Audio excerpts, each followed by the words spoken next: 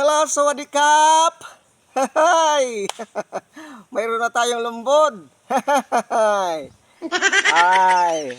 Tikman na natin ito ni. Ayan o. Tara ni. Kain na tayo. Mm.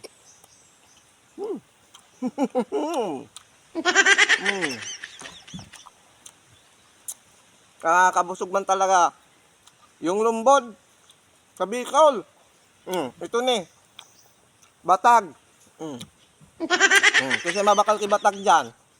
Comment sa seksyon. Lumbod. Dakulon. Dakulon ng takdag. Sala ni Uwan. Uwan.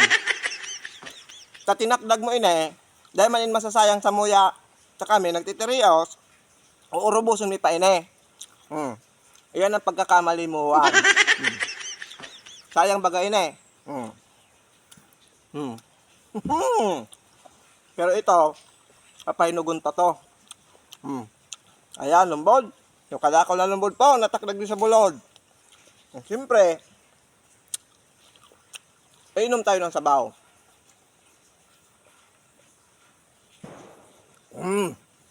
Grabe. Grabe ang tamis. Grabe ang tamis, mga idol.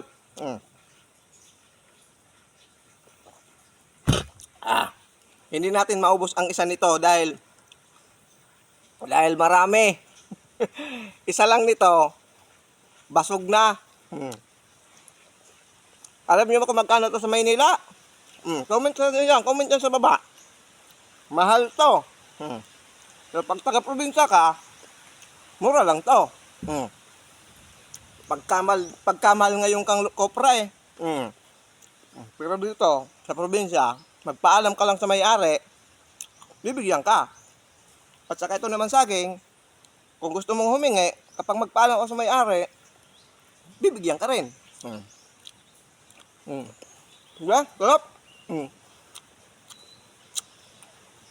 Ito na lang ata yung tanghalian ko.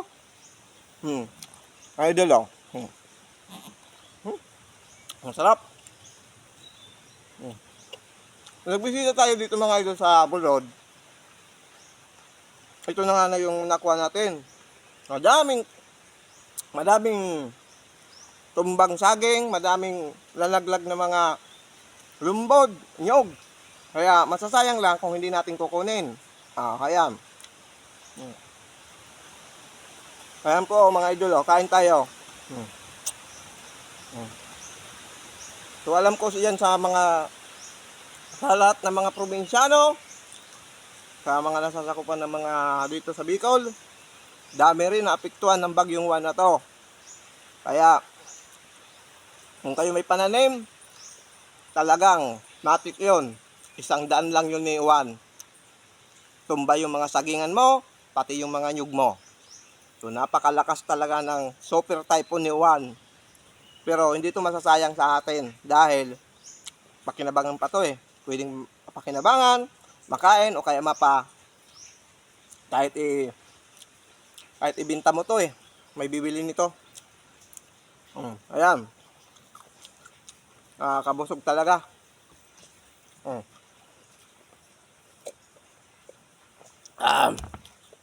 So ayan. So ito, punta na doon sa bahay. Papainugin natin to kasi matigas na. So ayan mga idol, hanggang dito na lang yung aking vlog. Ayan, salamat sa panonood and pa-share naman po and paki-comment sa baba para kapag binisita ko kayo, alam ko kung sino yung nag-comment, alam ko yung solid na tapan ko o kaya supporter. So ayan, so, salamat sa panonood mga idol. Sawadikap Nay. God bless sa tuyang gabos.